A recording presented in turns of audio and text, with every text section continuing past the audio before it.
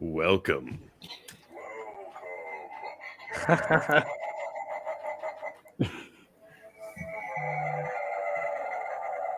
This is my show, buddy.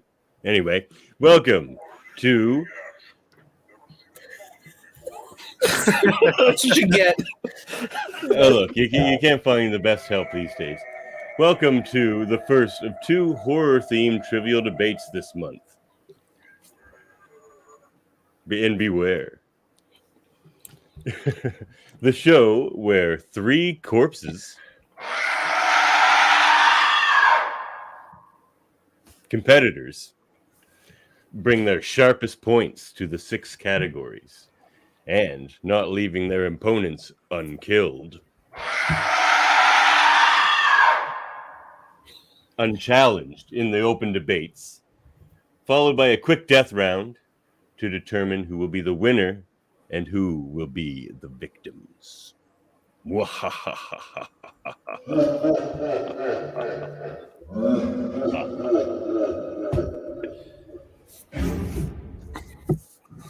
I am your host, Skelhorn, and we have 3 excellent debaters here tonight. We have seasoned veteran of trivial debates, Jaemeel Robinson, stepping in on short notice, but you know what? It's a fair fight because he's done this many, many times.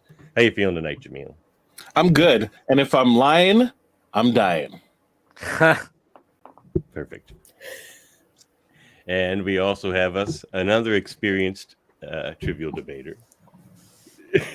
She may disagree. The great Jessica Chan. Hey, hello. I don't have a tagline. Sorry. Hello is a tagline. It's just an often used one. And a new challenger to the trivial debate stage, Mortis Media. Hello, sir. Good to see you. Good to see you too. Of YouTube fame, a channel I enjoy quite a bit myself. Thank you.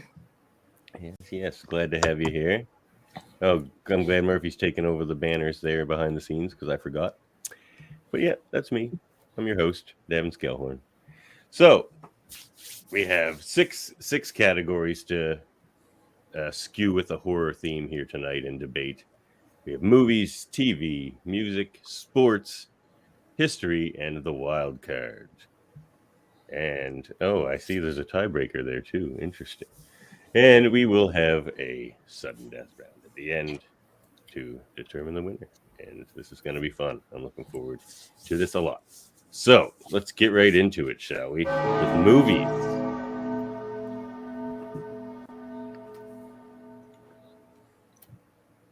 You know what? One good sound effects deserves another.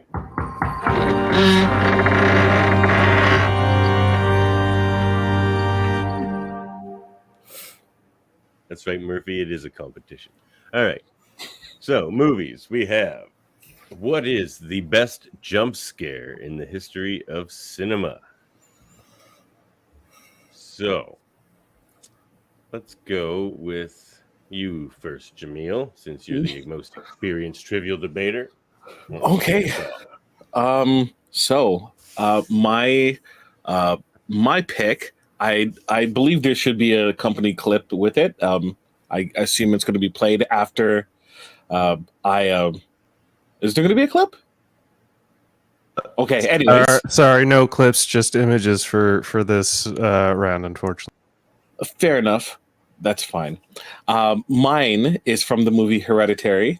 And Hereditary is already a flick that just provides unease throughout the majority of the film.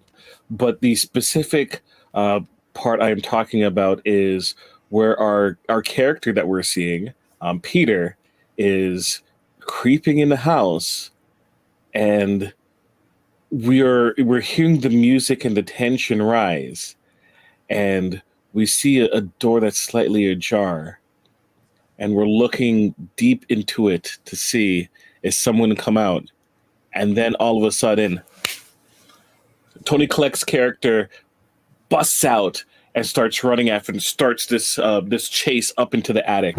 It just takes you absolutely off guard.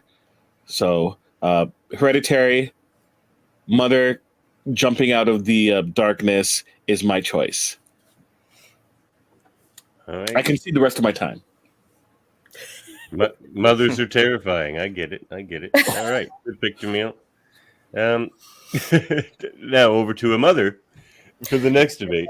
I'm a scary mother myself. All right, Jessica. So I went with internet consensus here. I was trying to remember jump scares myself, and I guess those aren't not what stands out to me as really scary, so it was not one that came to mind. But internet consensus, there was like not a lot of people that agreed, except for one thing, which was The Exorcist 3, is the hospital hallway scene. Yeah. It's very visually like it, and I hadn't seen the movie, and it just really does come out of nowhere because it's a very slow burn film. So you're not really expecting it, you're not seeing it coming, but just to like throw you off even more guard, there's like a previous like jump scare, a fake one before this one comes, and it's just like a cheap shot patient kind of like scaring the nurse. So you think, that's it, a cheap jump scare, and then this one just bam out of nowhere. Yeah, I agree. Like it kind of, yeah, it really gets you, but also like the imagery really stuck with me afterwards. Actually gave me nightmares. So that was my choice. All right, the fake out and then the for real scare. Interesting. All right, Mortis. Can I just quickly ask, Jessica, are those scissors? Does the character have her head cut off or something? They are like, I think they're for cadavers, and they're like massive, yeah, like not scissors, kind of like garden pliers. shears. Garden shears? Yeah, sure. Yeah, and he's been decapitating people the entire time. Oh, well, that is probably quite impactful. Yeah. Well, All right. well, I guess I'll break into mine then. Yep. Do I wait for the timer to start? Oh, great. No, Okay. just go for it. Right. Unlikely you guys have seen it. If you have, great. But a relatively new film that just launched is The Nun 2. I went in without much expectation because The Nun 1 was okay. But The Nun 2 was far superior in almost every way. And there's a really particularly good jump scare where one of the main characters is coming down the stairs and they see the nun, and it's already like, whoa, jump scare, great. But then as she's running down the stairs and turns the corner, it's right in front of her, and the way the camera angles and it's been filmed have been done so well, you're like, oh, that was scary, and straight in you turn the corner as just another one full on. And it was really quite impactful when I saw it. It'd be really good if we did have the clip, but I don't think it's going to be available. But yeah, it really was just one after another. Fantastically done. Okay. All right. So now we have 4 minutes open debate. So just fire away. This is such a hard topic to debate. I would just say that Hereditary is like... Jaemeel, your mic's off. Very true, because I don't want to talk over people. I just found Hereditary, that whole person's genre, it's just personal preference, but I find them, I don't know, jump scares were not really, like the whole, I don't know, those movies feel really queasy, like a weird fever dream. Like, and I didn't really like the plot's not that great, but like, I don't know, it just kind of makes you feel sick. Generally, it is, but not scared, just unsettled. So I don't remember really being terrified by that movie. More just like everything was gross. That's what it felt like. Well, I find with the film specifically is, in respects you are correct. There's this level of unease throughout the majority of the film, and it doesn't necessarily scare you, right, or make you scared, but the jump scare still happens. It still gets you because there's just this general feel that something is going to happen, and the unease, right, is just playing under the surface until it comes and strikes, right? So that's where that jump scare comes for me. Now, I haven't seen The Exorcist 3, so I can't necessarily really pinpoint outside of what you described, and it just seems like a relative kill or You don't attempt actually of a see kill? the kill. It's kind of just a really short. He follows her through the hallway, and actually, there's very little gore in the film till the very end. It's just this one shot of this like ghostly sheet going after her, and it kind of stuck with me, which I was surprised. Jaemeel, I knew it was coming, so but it's still kind of can yeah. I ask, in Hereditary, I mean, I haven't seen it in about a year. I mean, I watched it the once, didn't think it was that good. Mm, Watched an analysis video on it, and then was like, you know what, I'm going to watch it again, and looked out for the details and thought, okay, they were really clever, but if you weren't looking out for it, I felt like some stuff could have been easily been missed. But True. that aside, with the jump scare you're talking about specifically, if I'm not mistaken, you see the mother kind of like hanging from the ceiling a few shots before she jumps down and then Yes. starts the chase. So for me, it's not a traditional jump scare because I'm not jumped because I see her. It's like, oh, she's on the ceiling. Oh, now she's on the floor chasing him because she's got the demon inside her. So I would have to argue that your jump scare perhaps isn't as impactful because of that. You hear the thump, right? And you see her fall to the ground. And then there's just a moment where just the run just starts. It isn't like she slowly gets up, right? So that's where the scare comes from for me because it just sets off. Yeah. I get what you I- mean. Well, just to elaborate a bit more on mine, I think the thing that is why I picked it personally is because you've just come out of a jump scare. You've just felt that, and as you see the person turn the corner, you're hit with another one straight away, and it's just the relief is instantly met with another jump scare, which is why I found it so good. So that's mine. I haven't watched The Nun. I watched the origin, like where the nun came from. But I would say my only problem with the characters like the nun, and it's the same one I have, I forget, is Sinister or Insidious. They're like really creepy characters, but when they show them in full force, like face up, they kind of lose like they're more creepy in the shadows. When you fully see it, it's like the one in Insidious where the guy looks just like Darth Maul. I feel like that's the nun. Yeah, My only that's complaint really is that like the nun when she's in the shadow is really creepy, but when you see her full face, you're just kind of like, just kind of looks Halloween-y to me. Like it's not as creepy as when you kind of see less of her. That's the So only for thing I you, would say. for both of yours, it's the one after the other that kind of The impactful. double whammy, yeah. Whereas mine is the unease revelation and then the straight attack. Not to argue, as I know the time's up, but I just want to say, like, personally, that movie Hereditary, I think I was just so distracted by how annoying everybody in the family was and nobody acting like a true human being that I just couldn't get into it. I was like, why are you The so general weird? unease of everyone in that movie, like it's like, is anyone a normal person in this No, movie? they all behaved like wackily. Like they were just Yeah. so weird. That's what the Babadook's like, but I like the Babadook. Yeah, It's that was hard. great. It was like Jessica and Mortis just teamed up and beat up on Hereditary. So Jaemeel, you're out. I'm just glad I'm not the only one that was like, that movie is so Um, praised in like every horror Reddit ever. And I'm just like, I don't get it. I don't get it. I mean, it is really But- cleverly well done because of the way that they've woven every aspect of the story and from the start. I mean, when the main, not the main character, like the boy character is doing drugs with his friends, you can see Peter. that one of the cult members, like one of his little friends, are adding something to the weed. But if you don't look at it for that 1 second, you miss it. And then at the very, very end, when they're all gathered around the shrine in the little wooden house thing, he's in it. And so you can see like all the people in the town, every interaction they have with it, all of them are there, like culminating at the end. All Like the people smiling story at that the Charlie.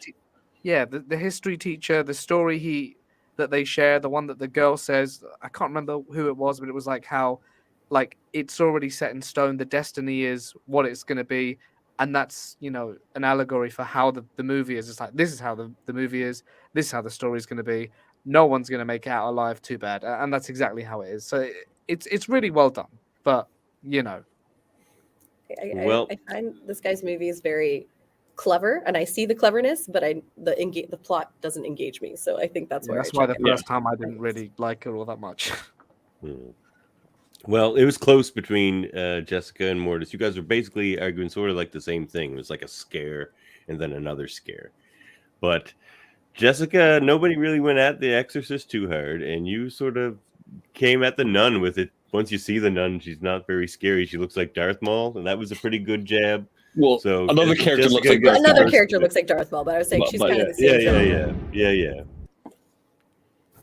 So point Jessica. That was a good one. That was a good one.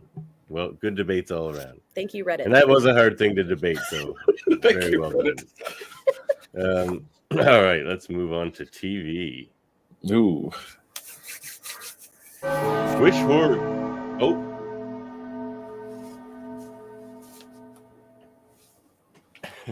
Time for tea.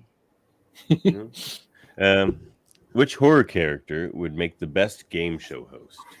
So this time we'll start with Jessica. Okay.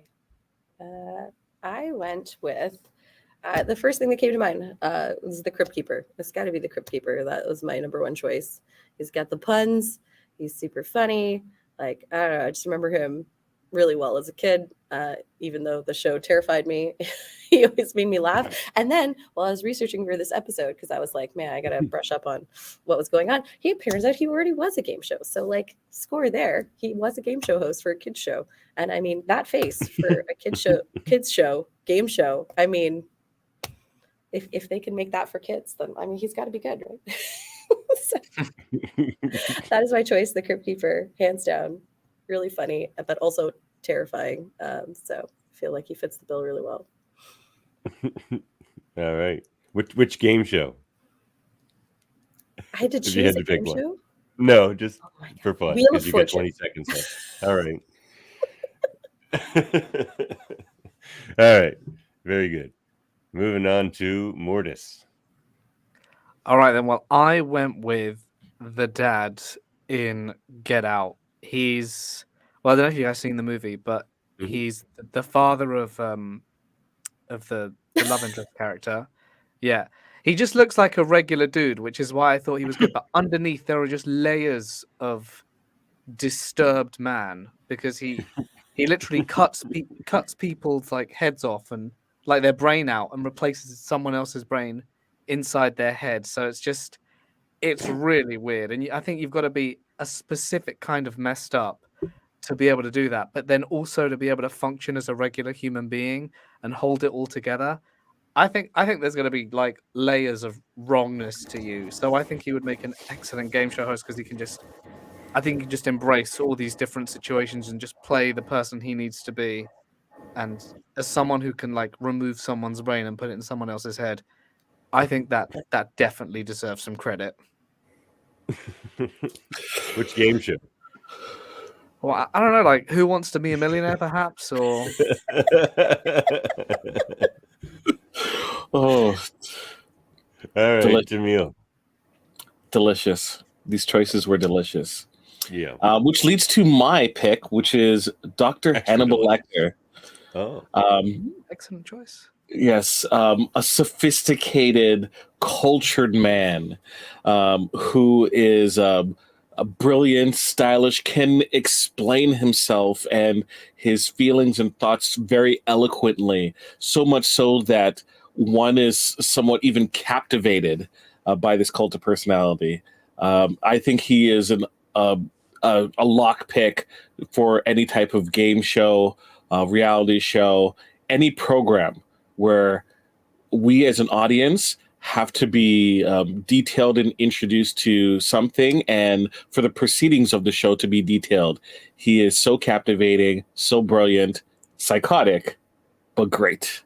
Hannibal Lecter. All right. Which I game can show? see the rest of my time.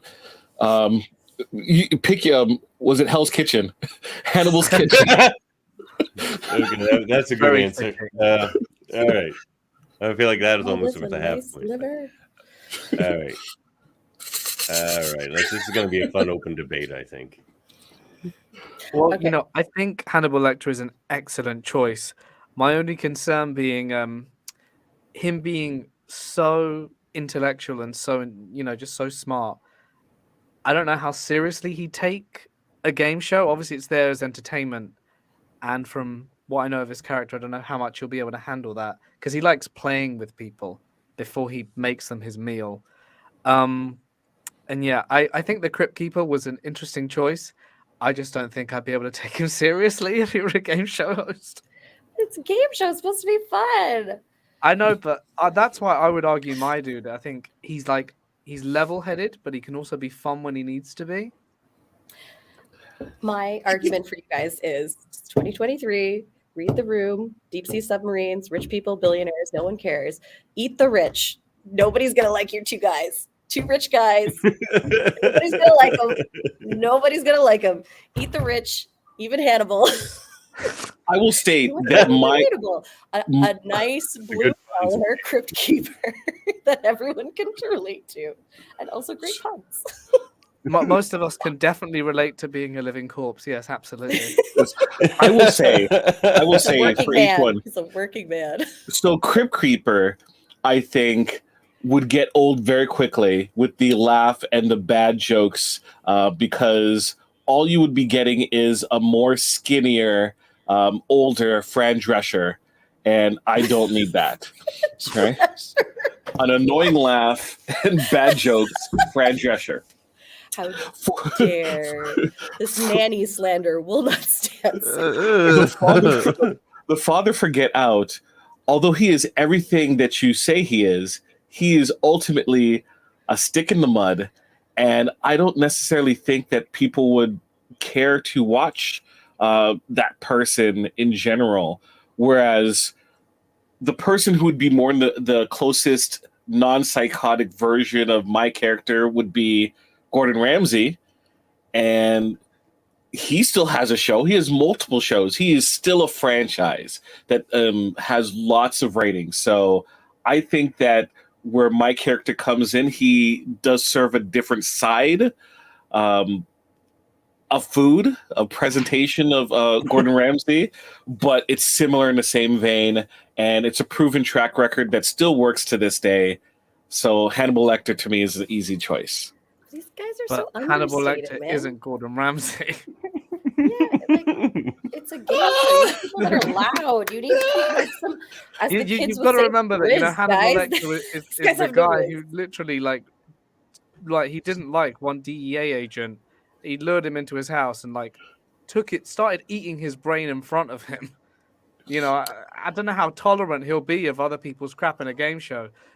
Just like Gordon Ramsay if is. the people don't perform that well, and next Just week it's like game show player missing, presumed dead. You know, that's not going to look so well. Just like Gordon Ramsay does not take very kindly to people who do not properly clean their kitchen or try to screw customers out of orders. I've watched a ton of Kitchen Nightmares in the last 48 hours, and he was not tolerant as well, Gordon Ramsay, I found. But he's not engaging. It's a game show. Fun. Hannibal's not fun. Nobody wants to watch this guy talk about his highfalutin wines and what he pairs with leg. Like, that's boring. Like, come on. People love that. People love that. To see someone manipulate and play with someone, absolutely Hannibal Lecter.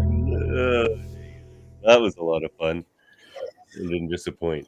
Yeah, that was close. But no, Jaemeel, it wasn't you.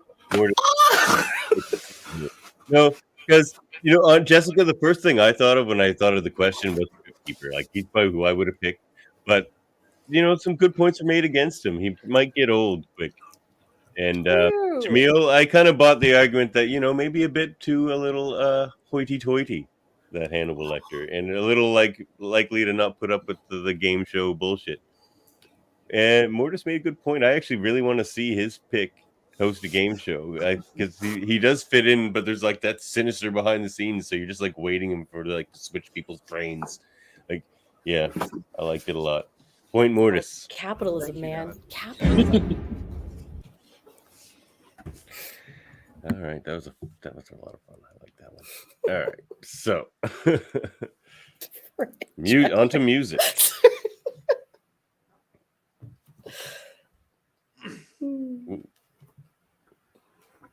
Which song or piece of music should a horror villain hum or sing while committing their horror villainy?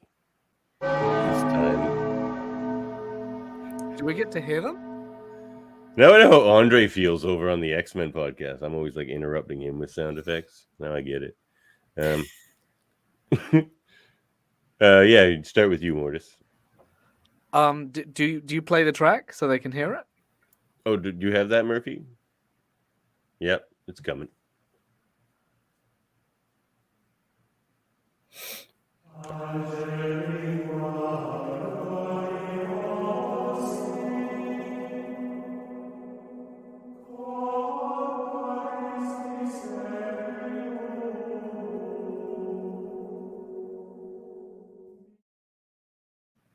Well, I just think that obviously it's a bit contextual because it depends on what the villain's really into.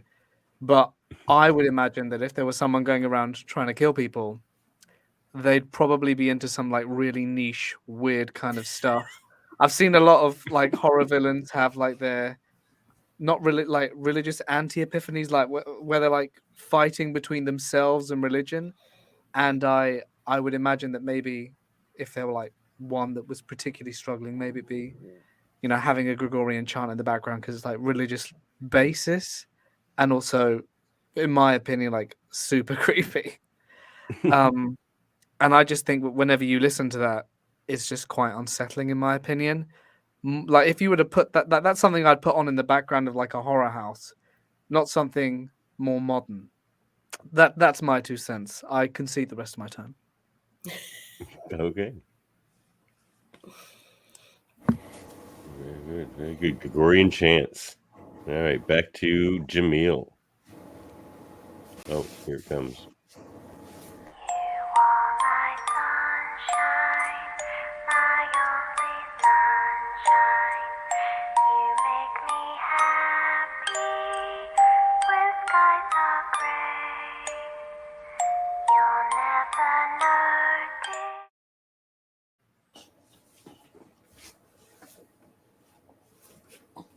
There we go. Okay. Wow, I've never seen Annabelle, so I'm like, wow, okay, we're able to get that. So, picture this. It is the opening of a film, and you see a person burst out of their house, running, trying to get away. Who are they trying to get away from? All of a sudden, you see a little girl follow them. And then eventually they trip and fall, right? And zooms into the little kid, the little girl, and she starts singing "You Are My Sunshine." As we close up on her face, and all we see is the flames of the victim and the screams in the background as she continues her song. Right? And you just see the light on the kid's face. "You Are My Sunshine" is my pick for unsettling songs. I concede 1 second. You could have just soaked up the glory for a second there, but that's fine. No. All right. To Jessica. So I will agree that children's music, as we've seen in many horror films, is usually the creepiest. Some aberration on, a classic children's song. But I went with, extra level of evil is It's a Small World.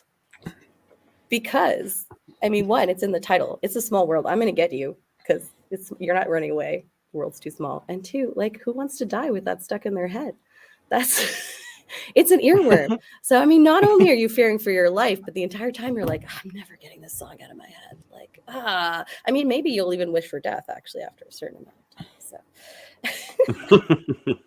I think it meets the criteria of super creepy, but also, classic kids song. And also then you're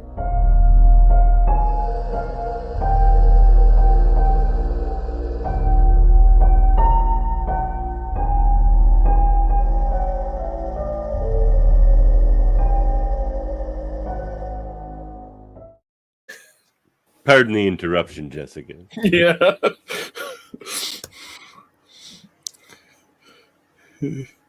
Okay.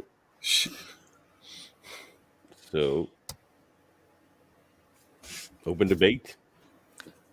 All right then. Well, I think you guys have some really good choices. I really like them both. But one thing I would say about both the choices is that inherently they're not very creepy because it depends. Like if I were to sing them now, they won't sound that creepy. Whereas Gregorian chants, no matter how you listen to it, it just sounds sinister. I don't think there's a way it can be sung in a way that makes it sound uplifting or positive or anything. Whereas A Small World is like literally playing every day in Disney World. And the other one's horror that is Disney World. You know, Different kind of horror, maybe. I get what you're trying to say, and I think they're good choices, and definitely sinister if sung in that way. But I think if sung in a different way, it can lose all creepiness whatsoever. I could say the same thing about Gregorian chants, though. Like if Tiny Tim, please sing it in a way that isn't creepy. So, yeah, but you also need for Gregorian chants like 2 other people and good acoustics. So if I had 3 Tiny Tims, if I had 3 Tiny Tims with the ukulele, even more creepy by itself. Just one person humming that in a dark alley. It's just like, what the hell is that? 3 Tiny Tims and a ukulele. And I would say it would lose a lot of its creepiness right there. I don't think so. I think that would make it worse. I don't know. I feel like It's a Small World playing through a horror scene would probably still be pretty creepy. Yeah, like I would be if I was hearing the Gregorian chants or they were doing the Gregorian chants. I have no clue what you're talking about, dude. Like, what is it? See, thank you. It's like I'll get my phone and it's like the hate for this song. Who's the translator? The translate Google Translate's not working with this. You don't even need to know what it is. Just hearing it is inherently. But would creepy. you even know what it's a Gregorian chant? Like I can't pick out it. I've heard so many movies with Gregorian chants. I couldn't pick out a tune to save my life. I would just sound like.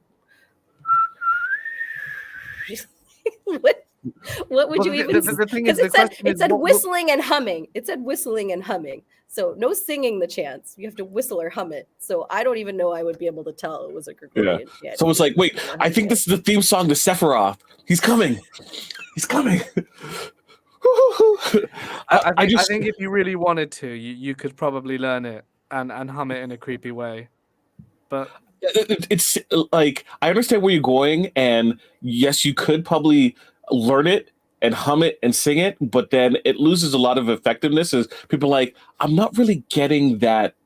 I don't the song is on the tip of my tongue and they can't quite get it. Whereas Jessica and I's songs, I think because you know what the lyrics are, it also like and it has the opposite of like, oh, these are supposed to be joyful songs. Well, not mine. Mine's not really supposed to be joyful. But breakup song. It just like I know the lyrics, right? And once again, it also plays that it's recognizable too. So you could pick it halfway through, right? You don't even have to start at the beginning of the song, and people would immediately be able to recognize what song it is and know like it's gonna loop, right? And it's like the never ending cycle of like the killer coming after you. There's no escape. Whereas mine is a lot, there's more sorrow in mine versus Jessica's is more supposed to be happier. So I guess it's your preference. Mine is more also, Jessica, the question actually is sing or hum. So, if you. Yeah, so mine is good for sing. It can be. I would just say mine is a more hated song than Jaemeel's. So I feel like it's more extra evil. So mine plays better because they don't hate it as much. They're going to start hating it when they start dying. And the people that they know bursting into flames. They're going to hate it for a really long time then if they're about to die. Okay. Wow, this is a tough one because 2 different arguments. I really like Jessica's point about like it being like the last thing you hear before you die, and like that's kind of awful. and I like Mortis's point about how it's like it's just inherently more creepy because there is no way to make it happy. Those are 2 very different points. Nope. but for you, Jaemeel.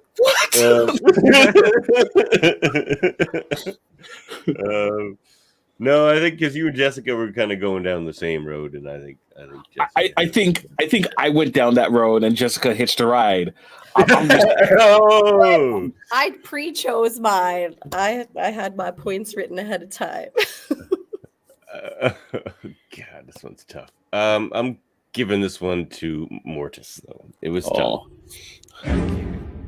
I thought Jessica's was gonna be like the killer crushes them in like a room of some sort where they're like compressed. You won that one on. That's one moon and a golden sun, and that's why we must share with everyone. Okay, point Jessica. No, okay. No, it was just good defense there, Mortis. Every time they came at you, you're like, no, that's worse. That makes it worse. Like, no, that was pretty convincing. Maintain you'd need really good acoustics to really get the effect. Come on, Stairwells or cathedrals. It's a Small World doesn't have good acoustics. I've been in that, right? I love that. Echoey. All right, moving on to the next one. We have sports. Sports go sports. With the existence of competitive zombie runs, which other horror experience should be made a competitive sport? And we are back to Jaemeel to kick us off here. Two people against each other, against all forces, and against the course of American Horror Warrior.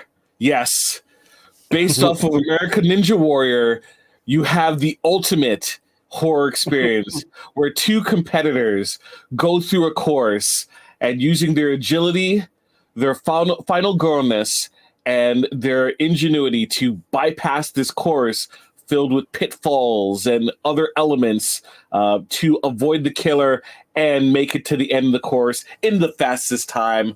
America Horror Warrior, that's my choice. I could see the rest of my time. Let's go. Let's go. Jaemeel feels like he's on American Horror Warrior right now. Fastest time. Yeah. Okay. All right. To Jessica. Okay, so I'm assuming that, like, it's not supposed to be a real horror experience, right? Like, this is you're not supposed to really kill people. That was my You don't reasoning need to behind assume that. Okay, so I kind of went with like all of these things, kind of the same, like I don't know, the Hills of Eyes, kind of like Cannibal in the Woods thing. So you're trying to like do a obstacle course through a forest, through woods, escaping from a demon cabin, whatever. There's so many things like this, but through an obstacle course, it's a team sport. If you get caught, you could lose a limb or lose a teammate, one or the other. I'm for real, or probably not for real, but say quotation marks. And I think you should, and then you could call it Tough Murder. Get it? Tough Murder. Yeah, I concede the rest of my time. Gotta end on a note like that. All right. Mortis. All right, then for mine, have you guys watched The Ring or The Ring 2? Yep. Great. So I decided on competitive well climbing. So at the end of The Ring 2, you see Samara and Rachel climb the well in a sort of race to get to the top.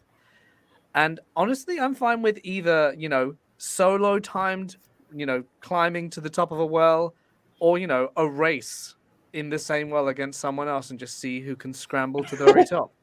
I think it would be a pretty interesting thing. And one thing that I should mention is that in the wording of the question is competitive. And I think it's a good idea because it's something that you can, unless you like fall and die and drown, you can probably keep doing it. Other people can keep doing it, relatively easily, just using like the same standard well.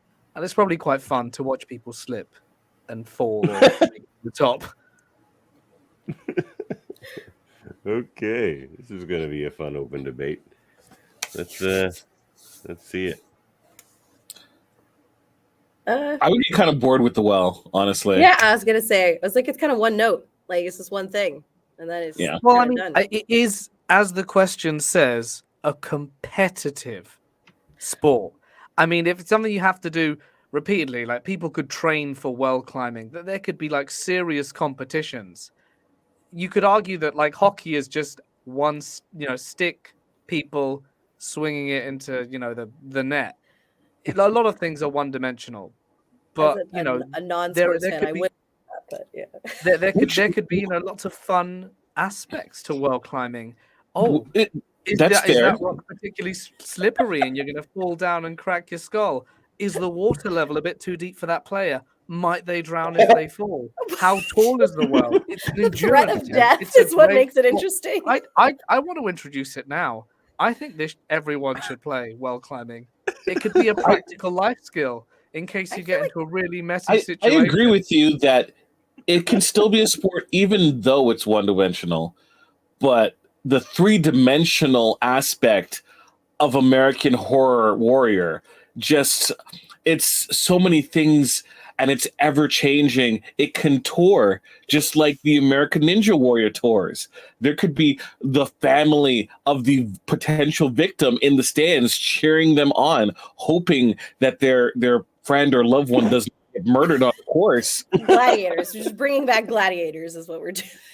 You are absolutely right, Jaemeel. You are right, but unfortunately, to be a competitive sport, generally speaking, people have to survive more than one try, which it sounds like on either of your cases will be a pretty mean feat to make. It's like the Okay, Hunger to be Games. fair for Really. mine, It's like, oh, you I made it thought to we the were- very end. Okay, Just might like get the Hunger mine- Games, which mine just was shown not that people have survived. So if you bring up the Hunger Games, did every Hunger Games end with only one winner? No, it didn't.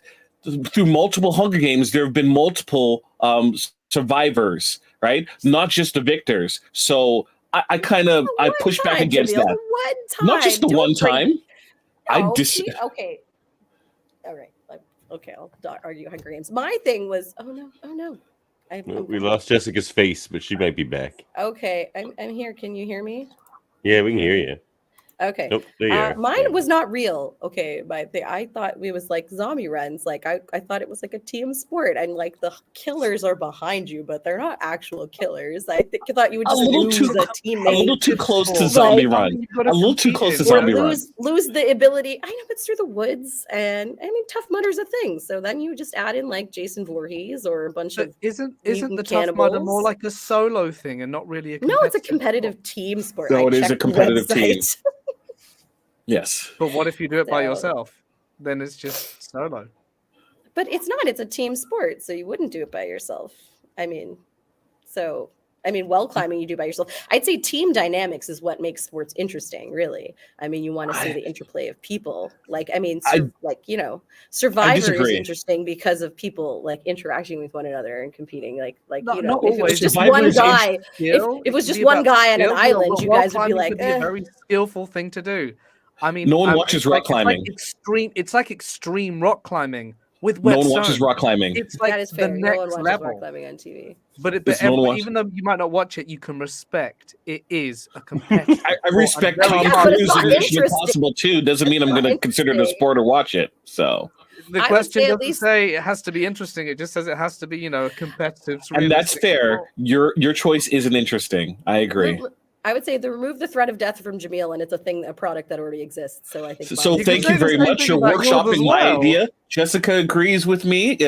Please No, host it already recommend exists. that as American well. Ninja Warrior exists, and you really Yes, can't make it's a people on TV proven, anymore. it's a Jaemeel. proven not allowed. franchise. Thank you very much. I'll take my point. Thank you. Jessica, I think Jaemeel did you in with the it kind of just sounds like zombie runs argument. I know it sucks, His Jessica. is I'm sorry. actual, his is actual death. I did not know that we actually meant to kill people on this question. Well, I I left didn't that necessarily vague. say, I didn't necessarily say they died. There's a chance of death. Just maimed. Or Chance of death or drowned. maim. Mortis, it's like amazing to me how interesting you made people climbing out of a well sound. I agree. I mean, I want to gonna be see it good. now. I don't want to engage with this idea. I'll imagine his fingernails coming off, which is what they show. And I think if they slipped, it probably would be funny. But Jaemeel, your passion for American Horror Warrior was. There's no way they were taking that down. I mean, And if you killing were and maiming deflecting people all was on the comers. table. That was a good debate. But Jaemeel, you believed in your American Horror. I would watch it. I'd watch it. Yeah. I'd watch it. Watch out for those buzzsaws. I'd watch all three of these actually. Yeah. I had the And best Jessica, one. I had a pick that was somewhat closer to yours. It's true. Yeah.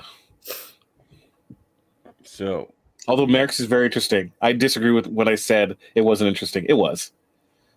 I couldn't. I'm not being mean. I couldn't engage with it because all I could imagine is fingernails popping off. okay, moving on to history. Ooh. A favorite topic of mine. Which historical figure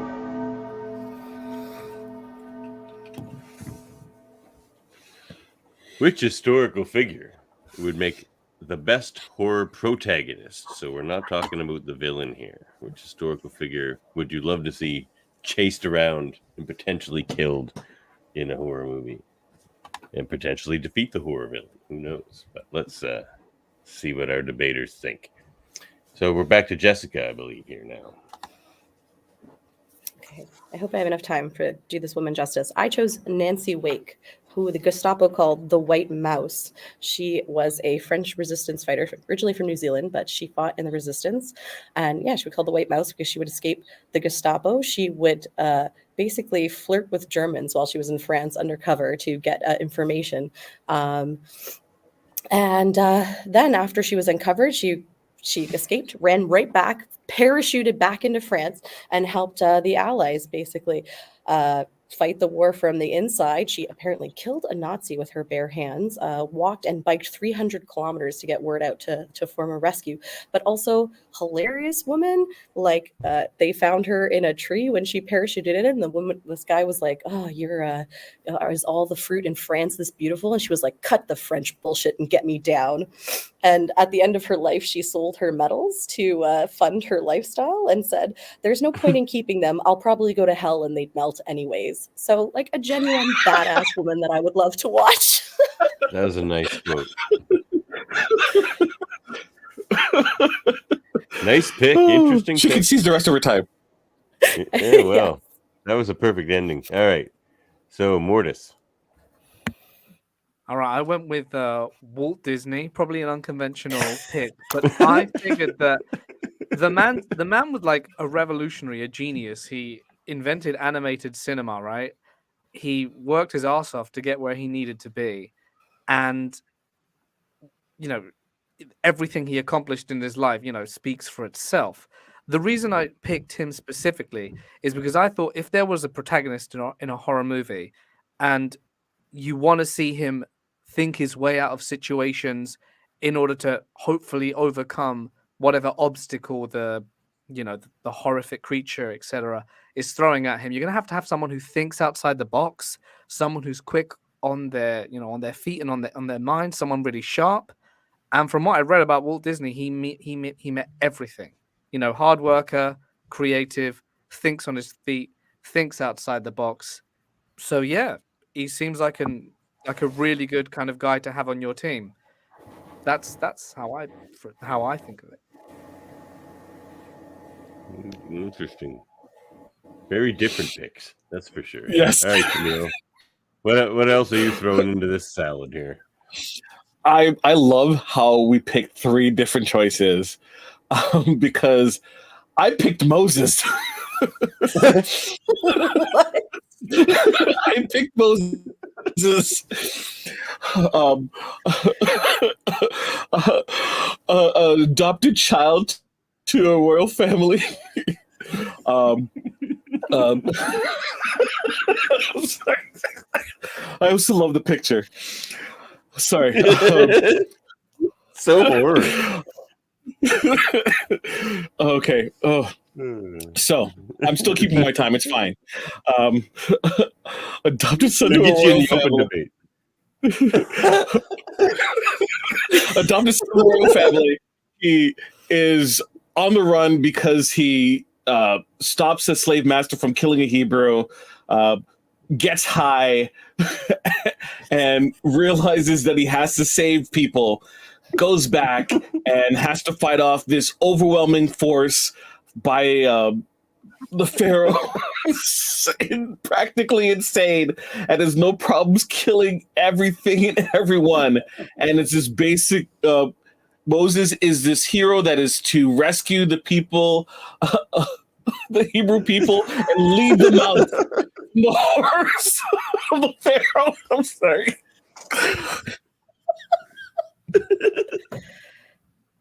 All right, open debate.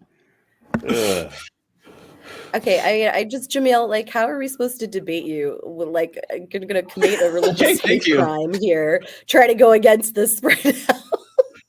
Okay. I mean, really, just he for- only have, seems like, a threat to superpowers, so Jaws, it's a is bit what I'm unfair. thinking. I would okay. I'll make it easier for you all. You have two choices. You can concede, which I'm totally fine with, or the question is like debating: would he be, or would this be an interesting? Who would be the best protagonist for this potential horror franchise movie, whatever? Right. So you can take it from that perspective.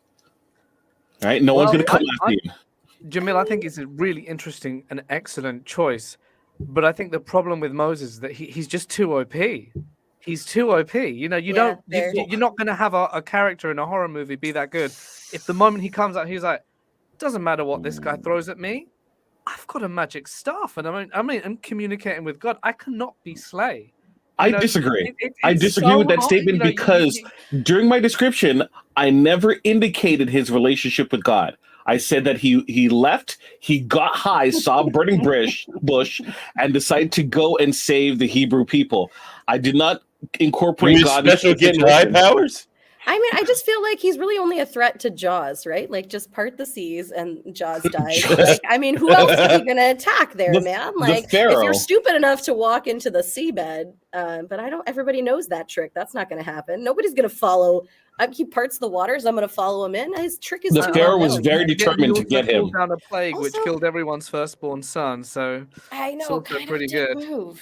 If I called on a plague and then COVID happened, are you associating it with me and But you're my killing God? babies. That's a good point. He killed babies. I mean, Killed lots of I mean, babies, dude. didn't do anything. I The babies still didn't stand do by what I said. anything. He's too strong. He's too OP. You know, he's not a good protagonist because instantly it's like, how can you love the underdog? You love someone who's gonna like think their way out of the box or out of the situation. Moses just like, oh, doesn't matter. You all are I'm just taking the gonna perspective. cancel this. Founder You all of are the taking the billion-dollar. perspective that God is in this story, and I have not mentioned him. You all mentioned him. You don't need All right. to. We already know he's there.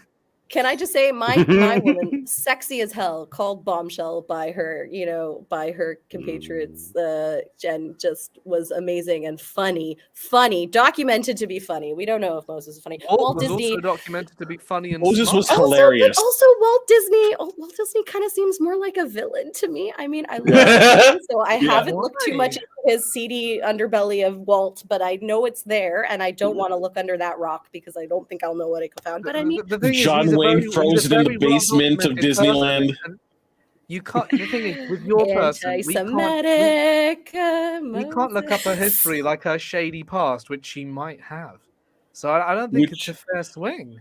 I think he also didn't he take advantage of his early workers? He didn't pay very well. He was kind of a taskmaster. I can't comment on that. But, he's definitely a smart dude. I'm just saying, when you look at the breadth of his work, I think it screams more villain than hero. But well, maybe it's going to My be Lady, his redemption Nazi arc. He's puncher. prove everyone wrong. Puncher. He's going to show how and also history sexy save and the hilarious. She was French, right? No, she was from New Zealand. New Zealand. She married a Frenchman, so that's why she was in France at the time. I feel like that's some propaganda there. She was probably propped up. What? I'm just She was saying. awarded war medals by the French, by the British. There are a lot of by bad the- people that have awarded war medals. Look, at Canadian Commons, we just applauded a Nazi. Okay, you're just saying in general. Oh, okay. My lady killed Nazis, so no. Supposedly. Disney has lots of statues, so you Okay, know, now lots you're of, just like like making stuff up, man. Fake news. I read those books. I don't know if you're telling the truth. We're heating up.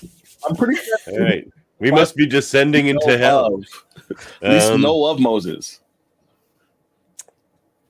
I'm gonna go with Jessica's sexy badass underdog. Yeah, she was the best choice. It was definitely Yeah. a really good choice. Yeah, Yeah, I The try white to throw mouse, everything. like, that's just a badass. Cool Yeah, mess. let's do it. I try to throw anything. It was Teflon. She had more quotes that I didn't have time to say. She said something like, "A little powder and a little drink on the way, and I'd pass their post and wink and say, 'Do you want to search me?' God, what a flirtatious little bastard I was." So good. Oh, they'll Okay. make a horrible movie for her, unfortunately. Oh yeah, they already did. She complained about it when she was alive. Yeah, figure. It sounds about right. Who played her? I don't know. It was all kind of like Australia, New Zealand based, so I don't know who any of them were. Okay. Okay, this one was the one I was looking forward to Oof. quite a bit here. We have the wild card. What is the scariest setting for a horror story? Pretty simple, but so many choices, essentially. Okay, so we have to Mortis. All right then. I would say that the scariest setting for a horror movie is probably the woods, or the middle of nowhere, just somewhere really remote. Why? Because when you're somewhere remote, you're less likely to have cell phone service.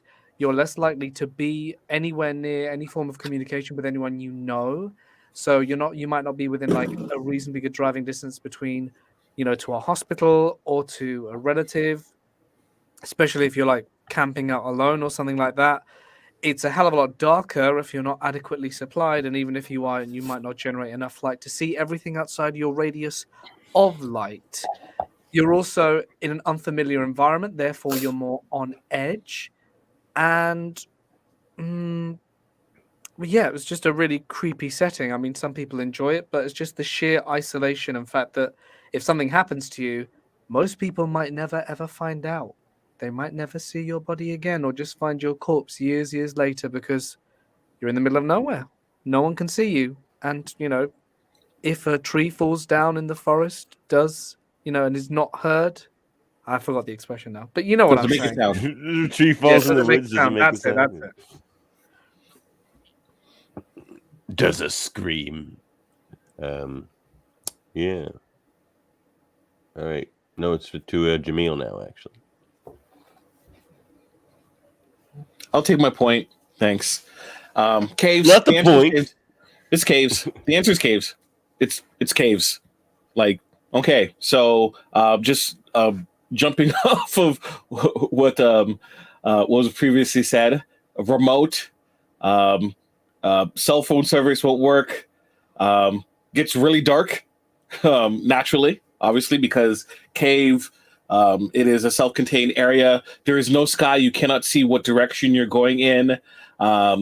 There is, you could run out of air. There's always a possibility of like what's inside you can't necessarily see. It is remote. It is, how do you get out? It is a maze that is a naturally occurring maze that you're in. It confined spaces to try to get through, right? What looked like the passageway that you came through doesn't seem like the right passageway anymore. Going in circles, caves. I concede my time. A couple more dramatic pauses and you wouldn't have had to, but all right. I feel like everybody argued my point for me, so thank you very much. Isolation is a big one. Isolation, running out of air, as Jaemeel said, lack of communication. Deep sea submarine. I mean, come on, like everyone's seen the news this year. That's got to be it.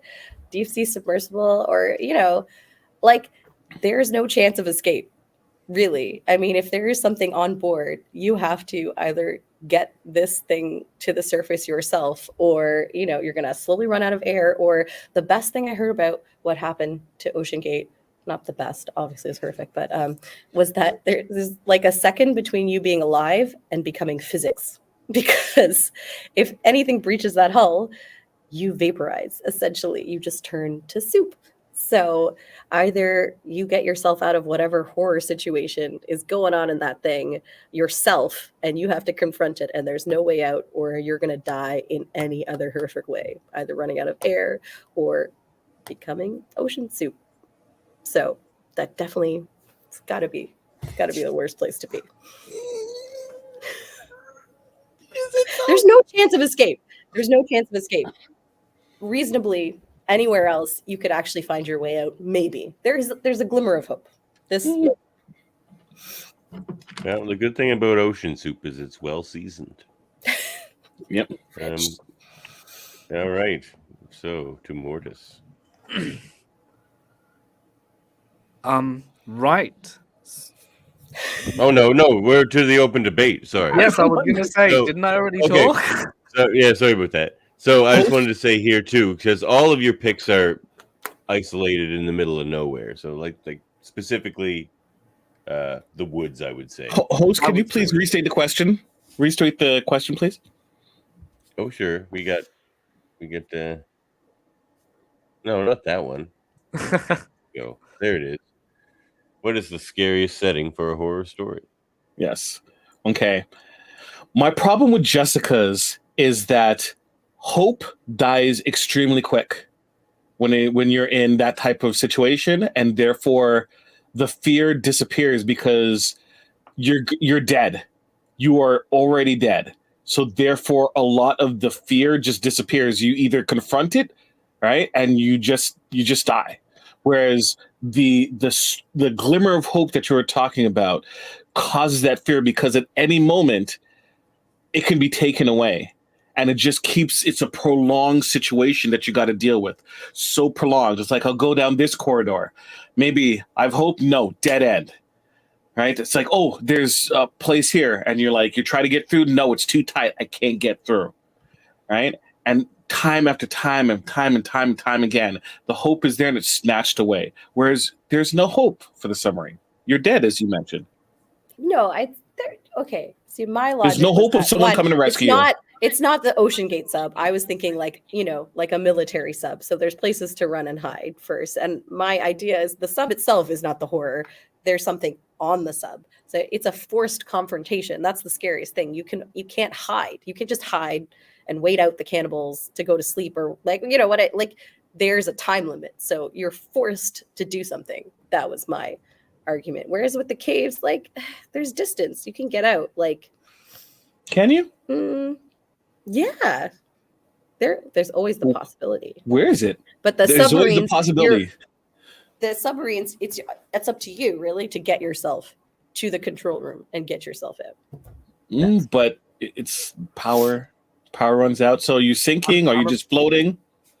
I'm gonna have to agree with Jaemeel here, Jessica. I'm afraid that with the submarine, when you try and tell a story, you've really got to, I don't know, depends the kind of story, but generally speaking, you want the person to come out on end. You want the person to succeed and not die. And given the situation, the inescapability of a submarine and how challenging it would probably be, imagine you're the only person left on a submarine. How the hell are you going to get out if you don't know how to operate it? You're dead, man. I assume if you're on the submarine, you should know how to operate it. Not necessarily. I've been to a submarine museum, and I know for a fact that not everyone can operate it because people have specific jobs. If you're one of the regular crew, you might not know how to operate it at all. Imagine how much training everyone would have to go through to learn how to. You would need someone in controls, plus also to relieve the pressure from the valves in the back. I think if the people who are driving the submarine suddenly die, you're going to become soup, dude. And although, Jaemeel, I appreciate what you say about the cave, it is definitely quite scary to be in that situation. I think the problem is also the fact that you're literally in just a confined space. When it comes to a story, how much stuff can actually happen? You're either going to get lost and die, You're either going to get found by a creature and or person and die. Whereas the woods is a wealth of possibilities. You have no idea what's coming for you, like a cryptid, a person, a ghost, something falling from the sky. That's the thing. It's so open, it's so remote. Literally anything can happen. Your imagination can be your own worst enemy because it can run wild with everything and anything that can happen to you in such a remote, lonely, and open situation. Whereas with cave and with submarine, you pretty much already know the options that you have and the fears that you have or do not have. You know, there's just no comparison, dude. There's just no There's comparison. different types of woods, but also if you got to those woods, there had to be infrastructure to get you there in the first place. But you're never that far from a road.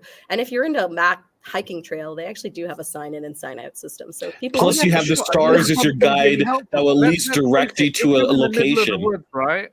And you need to walk back 3 kilometers on a broken leg because something's attacked you. You're gonna die on the way if that thing's gonna find you. But you still have the stars to direct you. At least you're in the right direction in the cave. You don't know where you could think you know where you're going, and then you could be turned around.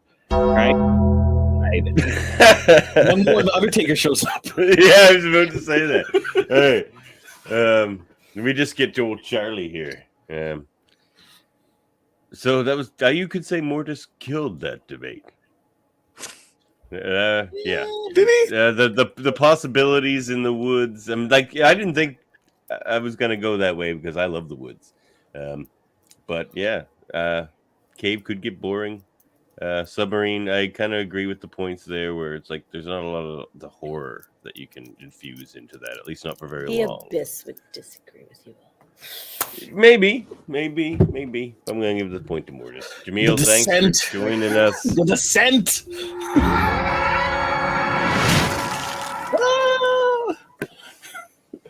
That's okay. Thanks for filling in short notice, Jaemeel. We couldn't have done it without you. No problem. I got my pineapple pizza to comfort me. Yeah. Oh, I wish I had There's one. it's nothing more comforting than a pineapple pizza. All right. Goes well with sticking around though, eh? People find that horrific. All right, cool. Now we move on to the speed round, or quick death round. And now it's time for the speed round.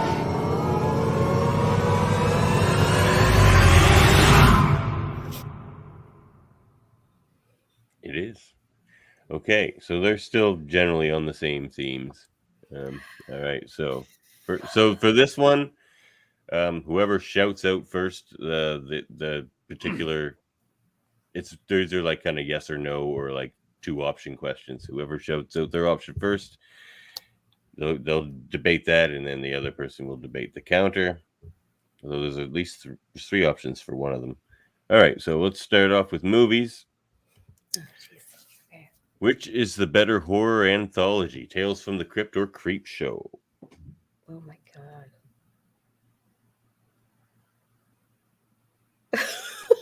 I cannot say. I have never watched either. Oh no! Oh man, I'm We'll gonna say come back Tales to from the that Crypt. one. Okay, go for it. Oh god, yeah. I also am kind of out of my depth here. Tales from the Crypt, I remember as a kid. So like, I just remember, the Crypt Keeper. Like, it was iconic. They had a lot of good things, a lot of things that stick in my mind. I remember like the funeral home next to the restaurant where they were serving human meat. I think I watched Creepshow recently, and I was just like, it didn't. I don't know. Nothing really stood out. I can't really remember. I thought it was pretty forgettable. So, I guess the Tales from the Crypt has to win for host alone. I mean, Creepshow's the one where Stephen King plays a farmer. I think I watched the new one and I didn't like it. I did not enjoy it. Oh, sorry to leave you unarmed for this one, Mortis. But is there anything you can try to attack here? I can't say. I've never watched either. Oh no. Okay. Well, point Jessica. Sorry. But well, that can happen. This is why I get anxious. I could have reformed the question this round. I mean, you can still could if you want. But, I mean, it was kind of boring to win by default. You win by seeing more horror anthologies. Thank my husband.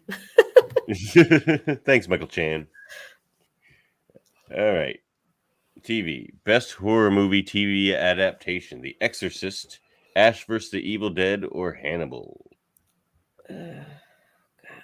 Hannibal? Okay. Go Ash Why is versus it Hannibal? Evil Dead.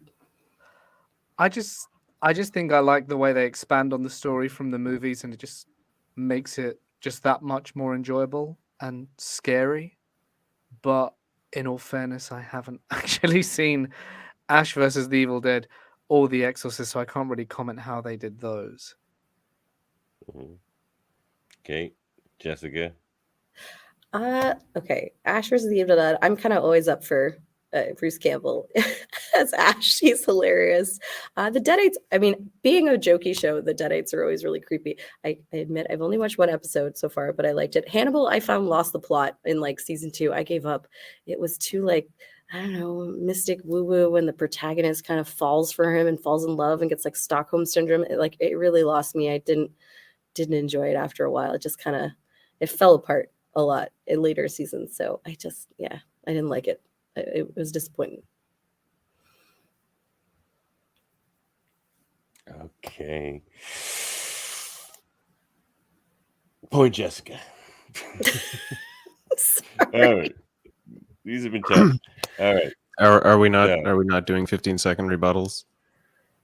Oh, yeah. I don't think they have 15-second rebuttals Yeah, I in don't them, think they have honestly. rebuttals in there. That's We're fair. That's fine. I kind of It is- vaguely know this. We'll use It it is when we the need it, Murphy. We'll use it when we need it. All right. Moving on to music. Best score for a John Carpenter movie: The Thing or Halloween? I'm gonna let Mortis go. Jameel's screaming at the top. of I've his lungs I've there. only seen Halloween, not The Thing, so I'm gonna say Halloween. Yeah. I don't really know what to say.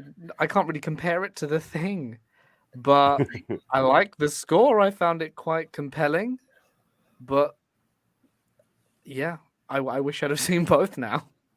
You should see The Thing if you haven't. It's like the best movie ever. All right, Jessica. I don't know. I don't know what the theme to the thing is. I just felt really unfair that I kept kind of getting stuff and he didn't know stuff. So I let him pick. Let him pick Halloween because I don't know what the theme is. I've never watched it. I don't know the theme song. Point Mortis.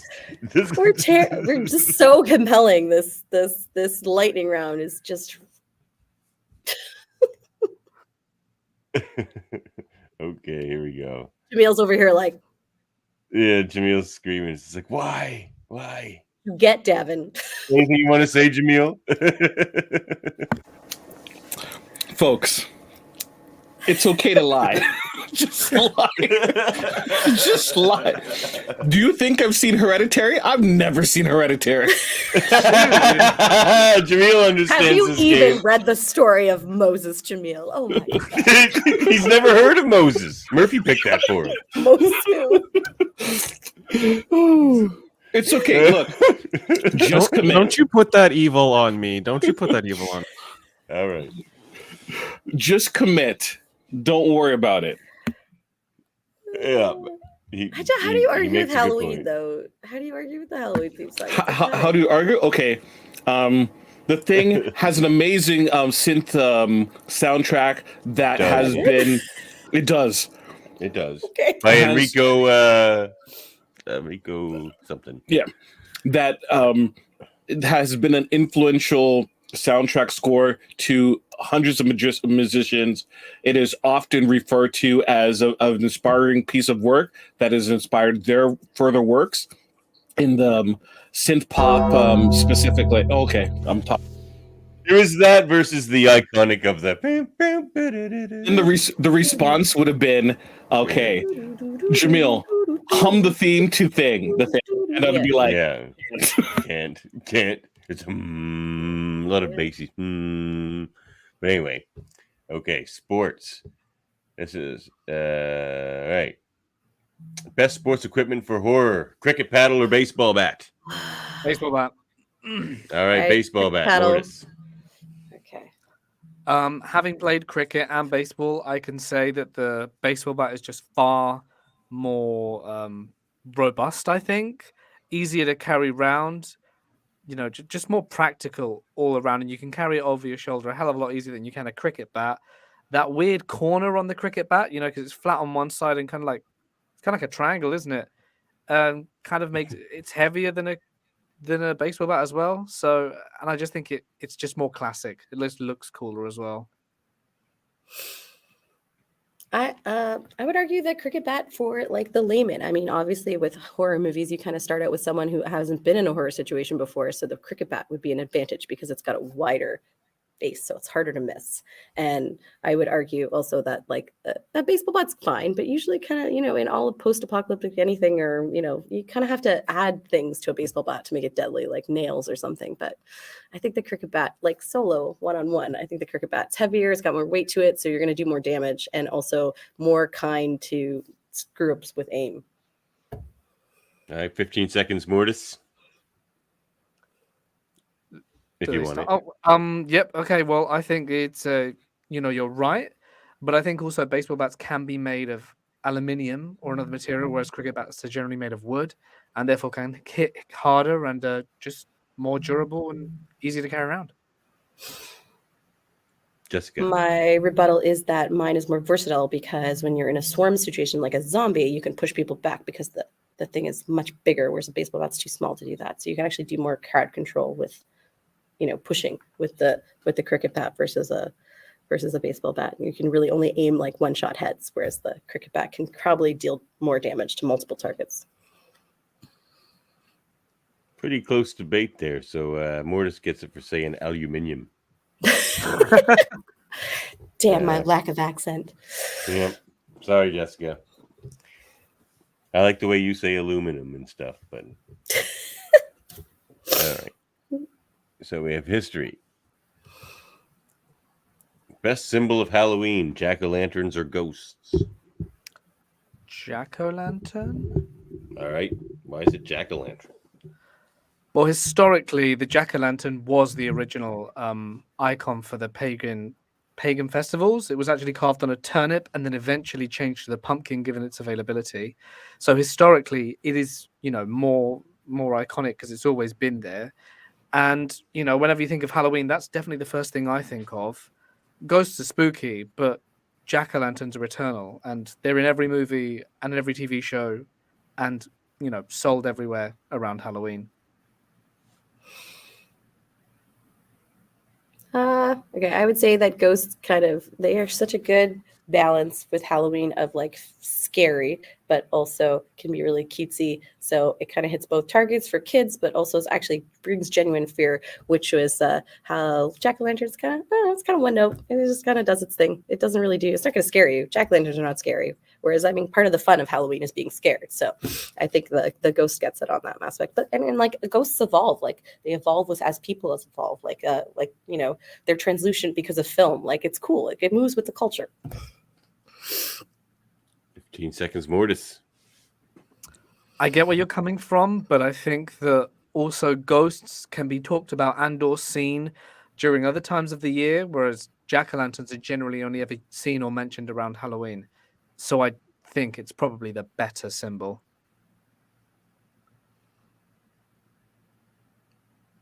Jessica. Yeah. I just think, I guess, with the Halloween, the fear factor is my thing, is that, people like to be scared. So, you're not going to get a jack-o'-lantern popping out at you in a haunted house. So, yeah, the fear, what brings the fear is part of the Halloween fun. And I think jack-o'-lanterns don't offer that. I have to agree, Jessica. I have to agree. And I love the historical trip you took us on there, Mortis. That was those turnip ones are creepy. But yeah, we're all tied up going into the final question. See, I BS that one, Jaemeel. You're welcome. I love jack-o'-lanterns. Exactly. No, you won it over with the one note. So jack-o'-lanterns are fun and a great emblem, but not scary. And I love the scary element of Halloween. That might be my bias speaking there. So, but all right. So hopefully this one doesn't throw you guys for a loop here. Who is the scarier Stephen King villain, Pennywise or Annie Wilkes from Misery, played by Kathy Bates?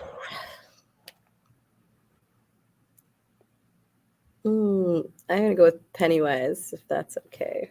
Okay, go for it. Go for it. Why is it Pennywise?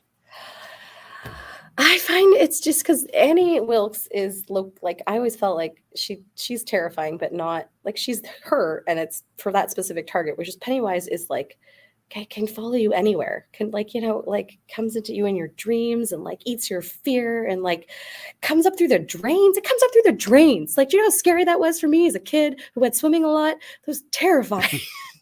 There's lack of escape options with him and wider breadth of targets. Yearly, yeah. I used to think Jason was at the bottom of every swimming pool. Oh God. It was scary. All right, Mortis. Well, with Annie, I think the thing that is most terrifying is that she's just a plain old lady. And when you start to dig deeper, that's when you get this deep level of fear and horror that sits behind this seemingly nice person mask. And although Pennywise is quite terrifying, I think the fact that he's supernatural in a way kind of takes away from it because he's not a human. Jessica. I think the supernatural element is what freaks me out the most because you're never really certain that he's gone, whereas she's human. Like, I see her body, put it in the ground, pretty sure she's dead. Whereas Pennywise, you're kind of like, is he going to come back? And he does come back, which that scares the crap out of me. Rebuttal. Okay, well, yeah, you're right. Pennywise is pretty creepy because of that. But ultimately, he's supernatural, and you know that he's just out to get you. And I think the fact that a person like Annie is just so unpredictable, that's what makes it even scarier because you just have no idea what she's going to do. She's not always going to be coming at you from like the toilet or something. Oh boy. This was a good one. But we do have a new winner tonight. And I'm sorry to say that Jessica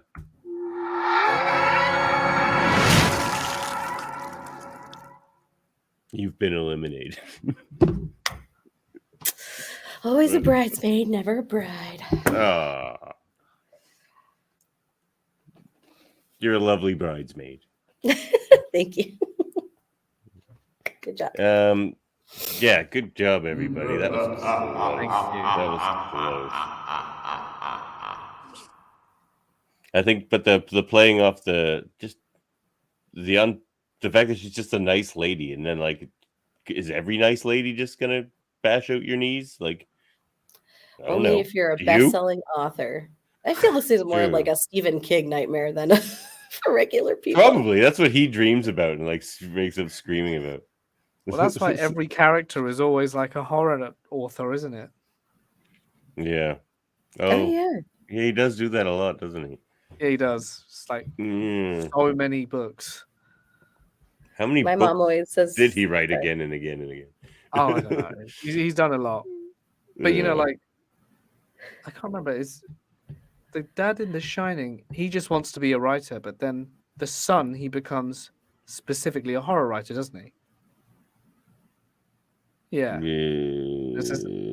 I never read Stephen King. I just watch Stephen King. After I found out about the orgy scene in It, I was like, I don't think I can read this guy's books. Oh no, you have to try, or at least listen to the audiobooks because it just adds so much breadth to the story. But underage orgies and turtles, mystic turtle.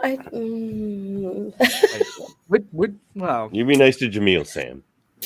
Yeah. Jaemeel did. I'm still your biggest fan, Jaemeel. It's okay. And the funny thing is, Jaemeel would have like smoked that speed round. So you guys are lucky he didn't make it. I know. You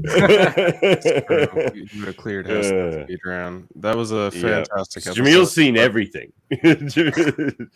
Yeah, he's we're just lucky he was the last minute competitor. That's all. Yeah, but that was good. That was good. Thanks for competing, everyone. That was a awesome, fun horror time, everyone. and horror should be fun.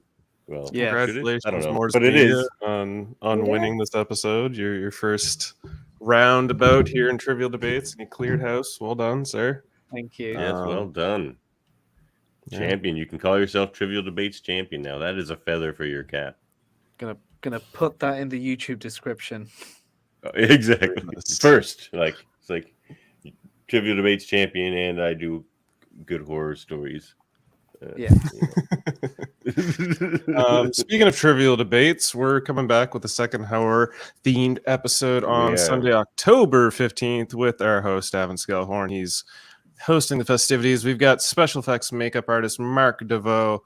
We've got podcast host Will, I'm forgetting his last name, Young, yes, and a horror fanatic, Yannick Riveau, coming down to debate some more horror. So double episodes this month here at Trivial Debates, which is part of the United Federation of Podcasts.